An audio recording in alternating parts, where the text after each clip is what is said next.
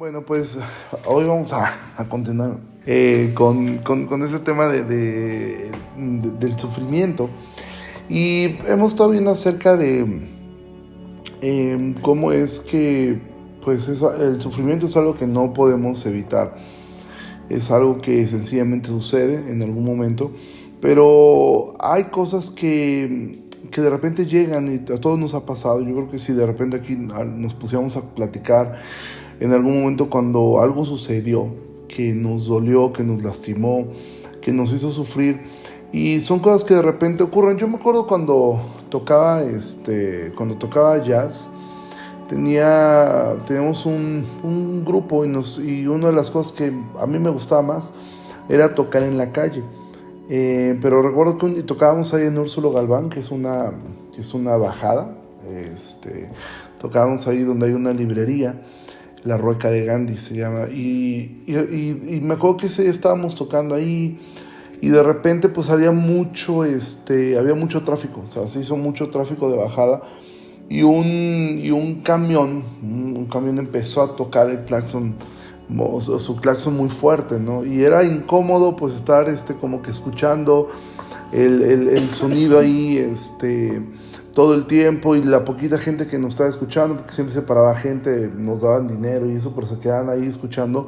Pues de repente empezó a incomodar. El jazz se trata mucho de improvisar, el jazz es prácticamente eso. Entonces estaba yo en un solo de mi instrumento, el saxofón, y estaba escuchando eso, ¿no? Y de repente estábamos tocando muy a gusto, muy bien, y este hombre empezó a tocar el claxon fuerte.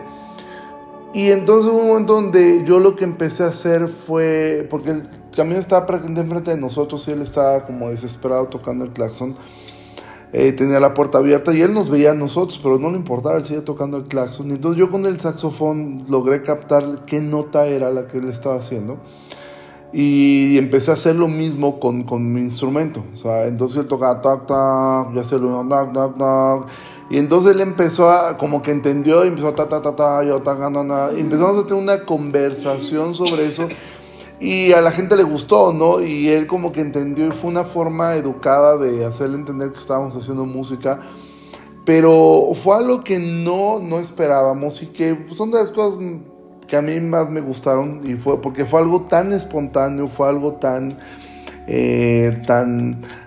orgánico, que yo creo que si lo hubiéramos ensayado así no hubiera salido tan bien. ¿Por qué pongo este ejemplo? Porque eso es lo mismo que de repente ocurre con el sufrimiento. De repente tú vas tu vida bien, o sea, estás bien, todo va bien, está fluyendo, y de repente pasa algo que no esperabas, ¿no? Y de repente está ahí, y hay dos opciones: o simplemente llorar, lo cual no es malo. O sea, llorar por sufrimiento no es malo, es algo totalmente normal. Pero detenerse ahí no es bueno, o sea, no es algo que nos va a ayudar. Pero cuando nosotros podemos usar eso a nuestro favor, entonces es cuando el sufrimiento cobra un sentido, ¿sí? Así como esa interrupción de repente de la nada pudo haber roto todo el momento bonito que teníamos tocando jazz, pero pude aprovecharlo para tratar de hacer música con lo que este hombre estaba haciendo. Entonces, así ocurre en nuestra vida cuando podemos usar eso que nos ocurrió, ese sufrimiento, podemos darle un uso, ¿sí? Después de que vienen los tiempos difíciles, puede pasar algo bueno con eso. Y me gustaría que fueran al libro de Génesis, que es el primer libro de la Biblia, al capítulo 50, ya de los últimos capítulos del libro de Génesis. Génesis 50, el versículo 20. Si alguien usted lo puede leer, por favor. Génesis 50, versículo 20. Vosotros pensasteis mal contra mí, mas Dios lo encaminó a bien, para hacer lo que vemos hoy, para mantener en vida a mucho pueblo. Ok, ¿alguien sabe quién es el que está hablando aquí? José, sí. ¿Qué ocurrió con la vida de José? A José lo venden sus hermanos, ¿sí? Lo venden porque tienen envidia de él, y entonces lo venden a un grupo de esclavistas. Después de eso él llega a casa de Potifar, le va bien ahí, pero después la esposa de Potifar quiere intimar con él huye, pero lo culpan a él y entonces va a la cárcel. Pero después de eso él entiende e interpreta 2 sueños y entonces él se vuelve en el gobernador de esta ciudad. Y después, cuando hay una hambruna en toda la tierra, sus hermanos van a Egipto y buscan su ayuda sin saber que era él. Y bueno, la historia está en que él al final se da cuenta que sus hermanos tenían miedo y pensaban, pues ahora él está bien, pero cuando nuestro padre muera seguramente él nos va a querer matar porque se va a querer vengar de nosotros. Y es entonces en este contexto cuando él dice: ustedes pensaron mal contra mí, pero Dios le encaminó a bien. ¿Sabes qué? A veces el sufrimiento o las cosas que aún personas nos hacen daño con toda la intención de dañarnos, Dios lo puede usar para bien. O sea, la gente lo puede planear para mal, pero Dios puede encaminarlo para algo bueno, ¿sí? Obviamente José sufrió siendo esclavo, sufrió la prisión durante varios años, ¿sí? Pero al final hubo él pudo hacer una melodía con eso. Su vida iba perfecta. Él era el hijo consentido de su padre, pero de repente es como si se hubiera atravesado de la nada ese camión, como a mí me ocurrió. Pero al final él encuentra que esto puede ser, puede usar ese sufrimiento para algo bueno. Entonces, con esto lo que estoy diciendo no es que debemos romantizar el sufrimiento ni decir, pues entonces qué lindo sufrir y qué bueno que nos esté yendo mal. No, lo que estoy diciendo es que podemos encontrar un uso a algo que ya fue inevitable, algo que sucedió, ¿sí? Algo que sencillamente ocurrió y podemos proclamar algo positivo de algo que fue difícil, ¿sí? Entonces yo quiero que podamos pensar en cómo podemos utilizar el sufrimiento a favor, a veces no de nosotros mismos, sino de otras personas, ¿sí? Primer cosa que nosotros podemos hacer ver que las circunstancias cambian. Y mira, a veces cuando estamos pasando por un momento difícil, sentimos o pensamos que así nos vamos a quedar para siempre, o sea, que ya ese estado de dolor va a ser permanente y no vamos a salir. Pero cuando salimos debemos recordar esto: Dios fue bueno. ¿Y para qué me va a servir eso? Para que cuando yo vuelva a estar en una circunstancia difícil, yo pueda recordar cómo Dios me ayudó en ese momento duro, ¿sí? Y poder recordar que Dios ya me había ayudado a mí, o sea, y Dios me sostuvo, y aún en medio de ese momento, ¿sí? Podemos ayudar a otras personas para que ellos también puedan tener esperanza, ¿sí? Mira, al final del día, las cosas que nos ocurren, el mejor uso que podemos darle es cuando eso al final puede ayudar a otras personas a poder darle esperanza, a poderle dar una salida, y que él pueda ver que así como Dios te ayudó a ti, Dios lo puede ayudar a él, ¿sí? De repente quizá tú enfermaste o tuviste un familiar enfermo o pasaste por una situación muy dolorosa, a lo mejor con un amigo, con una pareja, con un familiar, y de repente encuentras otra persona que está y pasando por lo mismo que tú pasaste, y tú puedes darle esperanza, puedes hablarle acerca: mira, yo estuve donde tú estás y Dios me ayudó, y Dios me sacó, y Dios me sostuvo. Y entonces el sufrimiento comienza a ser una herramienta más en nuestra vida, ¿sí? Eso nos va a ayudar. Entonces, quisiera que fuéramos allá al libro, a Primera de Pedro. Es de los últimos libros de la Biblia. Y déjame contarte de qué trata el primer libro de Pedro. Primera de Pedro es una carta que escribió el apóstol Pedro a la iglesia que estaba siendo perseguida, no tiene un destinatario de una ciudad o una iglesia como Corinto o la región de Galacia o Filipos o Roma. No, esta tiene la intención que sea una carta para la iglesia que estaba siendo perseguida. En el momento que Pedro escribe esta carta, esta gente estaba siendo perseguida, estaba siendo maltratada, estaba siendo asesinada por causa de su fe, y Pedro les escribe una carta y quiero que miren, por ejemplo, en Pedro, en el versículo 13, si alguien lo puede leer, Primera de Pedro, capítulo 1, versículo 13. Quien quiera leerlo. Por lo tanto, ceñid los lomos de vuestro entendimiento, sed sobrios y esperad por completo en la gracia que se os traerá cuando Jesucristo sea manifestado.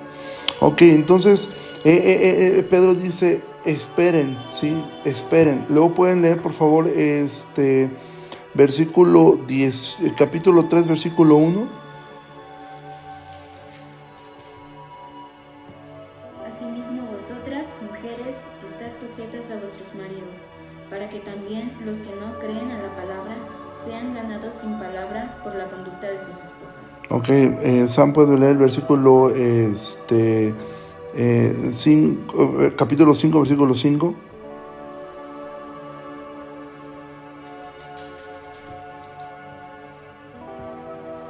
Igualmente, jóvenes, estad sujetos a los ancianos y todos sumisos unos a otros, revestidos de humildad, porque Dios resiste a los soberbios y da gracia a los humildes. Ok, se dan cuenta que una de las soluciones que Pedro da es: sujétate, obedece a las autoridades que hay, ¿sí? ¿Por qué razón es tan importante esto? Porque a veces nosotros, en medio del sufrimiento, en medio de las cosas que estamos pasando difíciles de la vida, una de las primeras cosas o una de las tendencias primarias que tenemos es la rebeldía. O sea, el por qué me está pasando esto. Entonces me enojo, ya sea contra el gobierno, me enojo contra mis padres, me enojo los que están casados con su pareja. Y entonces voy mostrando esta molestia y voy diciendo, ¿por qué tengo que obedecer? O sea, si al final del día todas las cosas están saliendo mal. Ahora, ¿por qué para Pedro les habla tanto de la sujeción? ¿Alguien tiene alguna idea por qué razón? O sea, ¿por qué tú le hablarías a un grupo? Imagina que tú le vas a escribir una carta de esperanza a un grupo de personas que están siendo perseguidas por su fe, ¿sí? Ese grupo de personas los están matando. Y tú les vas a escribir algo de ánimo y tú incluyes tantas veces en esa carta el principio de obedezcan a los gobernantes, obedezcan a sus esposos, obedezcan a sus padres, sométanse a... ¿Por qué razón sería tan importante? Para que nos guíen, Uh-huh. sabiduría. Para dar testimonio también. Uh-huh. Todo eso es real, pero la causa primaria por la cual Pedro hace esto es porque si nosotros no tenemos la capacidad de obedecer y someternos a quien sí vemos, no lo vamos a hacer a quien no vemos, ¿sí? Si yo no tengo la capacidad de someterme a lo que va dictando la autoridad, por ejemplo, tú te puedes, de repente, bueno, usted vive muy cerca de su escuela, pero nosotros que manejamos, y ya les tocará a ustedes esa vida, y de repente tú sales y de repente el municipio, simplemente porque es el municipio y porque tiene la autoridad, decide cerrar una calle y te estropea todo el día, ¿sí? Y un recorrido que te tomaba 10 minutos, ahora te toma media hora, 40 minutos, ¿sí?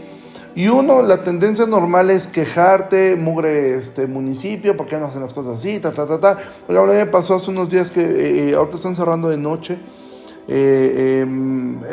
una avenida, y yo siempre durante el día me quejaba de que ¿por qué no trabajan de noche? Pero esta vez regresé de noche y me dije, ¿por qué no lo hacen en el día?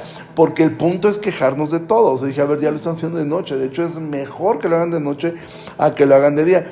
Pero nuestra tendencia es esa, o sea, cuando era de día yo quería que sean de noche, pero ahora que me tocó de noche llegar a Jalapa, dije, ¿pero por qué no lo hacen en el día? ¿Por qué tiene que ser esto en la noche? Y era mucho tráfico. Porque nuestra tendencia es eso, a quejarnos, y todo lo que nos hace sufrir, o sea, tú te generas. Ahora, una de las cosas que más en la vida nos van a causar sufrimiento, y esto de verdad, ustedes que son jóvenes, esto de verdad va a ser oro en su vida, y si ustedes esto lo pueden interiorizar en su vida, esto les va a ayudar muchísimo. Una de las causas más grandes de sufrimiento, una de las fuentes de sufrimiento más grandes son las expectativas, ¿sí? El día que dejemos de tener expectativas, ese día mucho del sufrimiento va a minorar, ¿sí?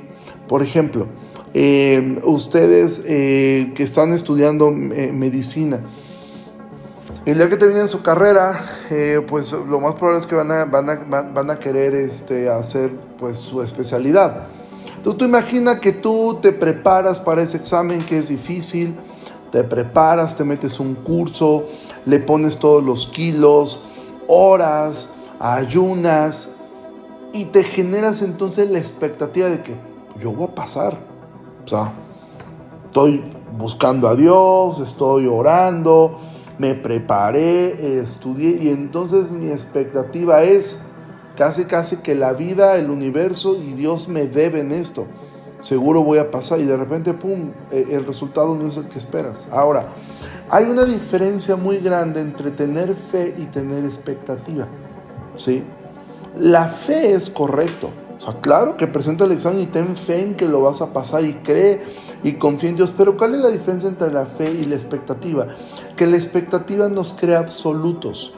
La expectativa lo que nos hace es que nos crea un escenario utópico donde decimos, así va a pasar, ya sé. Hay personas que de repente dicen, ¿sabes qué? Yo sé que tengo que pedirle perdón a esta persona.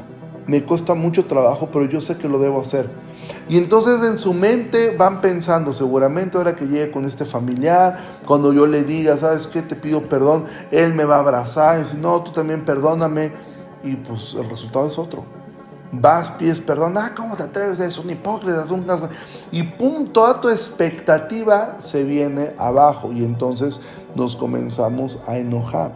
Las expectativas son dañinas, porque por lo general no se cumplen, porque nosotros la expectativa nos la creamos en nuestra mente a como nos gustaría que ocurrieran las cosas, y nos pintamos una película, una pintura, y nos creamos una película de así va a pasar, ¿sí? Y esto les va a ayudar en todo. O sea, el día que tengan una relación con alguien, que conozcan a una persona, no te generes expectativas, ten fe, ¿sí? Confía en Dios. ¿Por qué es diferente la expectativa de la fe? Porque la fe lo que te garantiza es que Dios te va a sostener, ocurra lo que ocurra, pase lo que pase. La fe te lleva a saber, Dios está conmigo, y entonces yo hice lo que tenía que hacer. Vuelvo al ejemplo del examen. Tú te preparas, haces todo lo que tienes que hacer, todo lo que te toca a ti hacer, tú lo haces. Tienes fe en esto, en confiar en que Dios tomará la decisión que es mejor para ti. Entonces no es que te tiraste a la hamaca y no estudiaste, no hiciste nada, porque eso también, o sea, dice la Biblia que la fe sin obras es muerta. Si tú no estudias, no te preparas, entonces nada, pues vas a reprobar, o sea, sí o sí.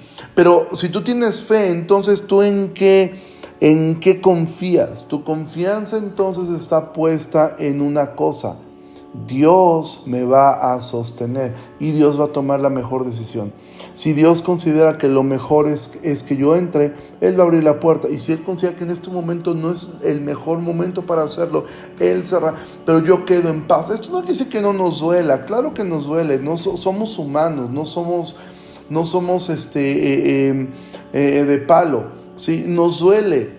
Pero al final del día descansamos en saber, Dios es soberano y Dios tiene la última palabra. Entonces, ten fe siempre, en todo lo que hagas ten fe.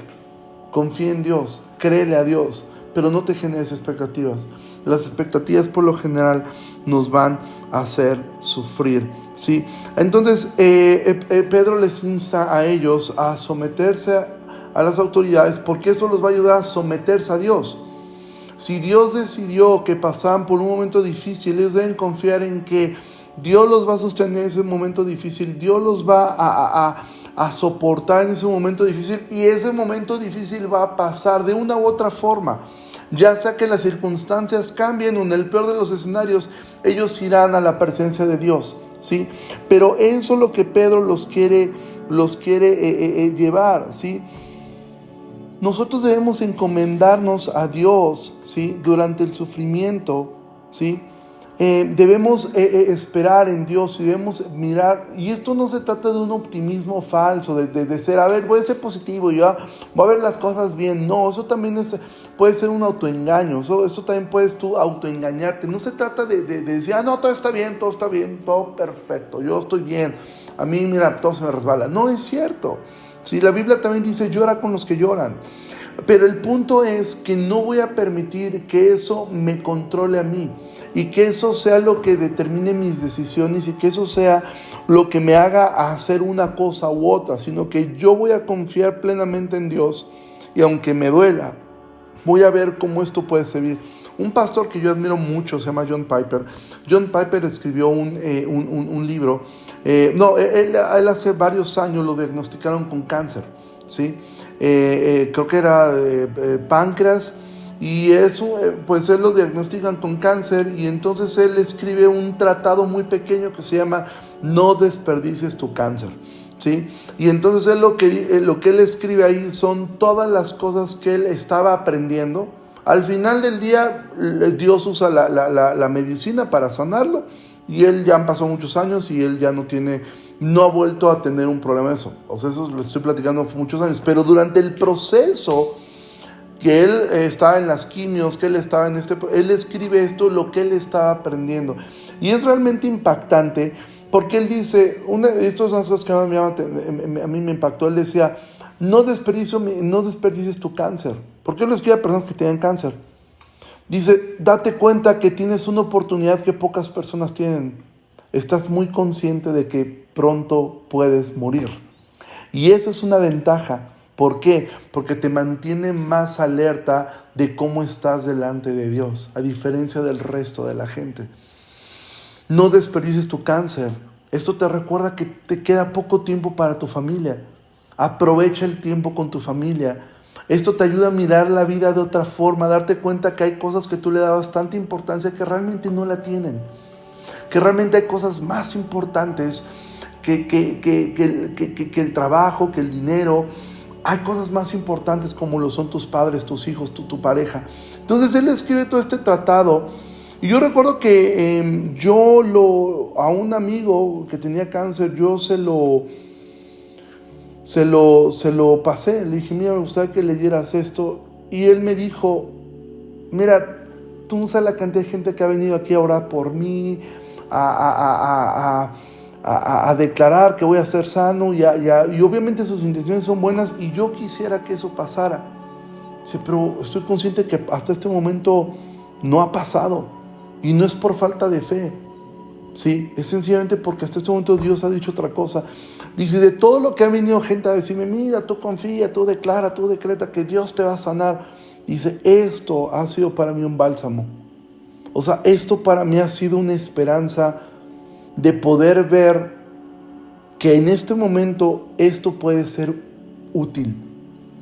Dice, en vez de estar tanto enfocándome en mi enfermedad, en mi dolor, en mi tristeza, esto me ayudó a poder mirar, bueno, puedo aprovecharlo. Al final él murió de cáncer, pero me decía su esposa, dice, él se fue muy en paz. Dice, y esto él le sirvió tanto para poder mirar, ok, no es que abrazó el cáncer, no es que ahora lo abrazo y ahora qué bueno que tengo cáncer, no, pero fue como, ok, voy a tener fe, no expectativa, voy a tener fe, y si Dios decide sanarme, gloria a Él, y si Dios decide llevarme con Él, gloria a Él, pero yo voy a aprovechar eso. O sea, vuelvo a la ilustración del principio, fue como ese camión que empezó a tocar durísimo en medio de su vida, y entonces él, en vez de luchar contra eso, dijo, ok, lo voy a usar a mi favor y voy a poder caminar sobre esta parte, ¿sí? Entonces esto nos va a ayudar a poder caminar con una buena conciencia delante de Dios, y poder ayudar a otras personas que están sufriendo también, ¿sí? Entonces yo lo que terminaría diciendo es, no desperdicies tu sufrimiento, no lo abraces, no lo romantices, ¿sí? Pero no lo desperdicies. Si ya estás ahí, aprende todo lo que puedas aprender de eso, y después guárdalo, esos aprendizajes, para tu propia vida, para que le recuerdes a tu alma cómo Dios te ayudó en esos momentos, y también para que tú puedas ayudar a otras personas cuando también lo necesitan. ¿Ok? Y esto es la clase de hoy. ¿Alguna duda, algún comentario? Adelante.